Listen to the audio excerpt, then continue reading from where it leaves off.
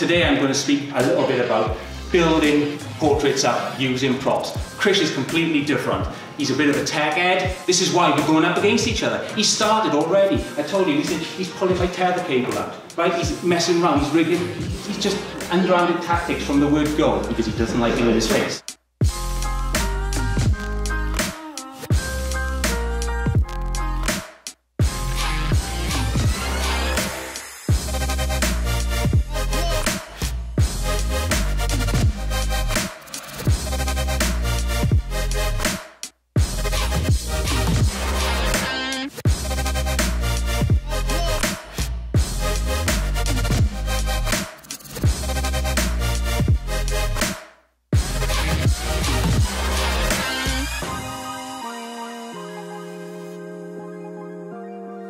Alright, so we're giving the hair light nice little bit of illumination that's going to accentuate the bokeh.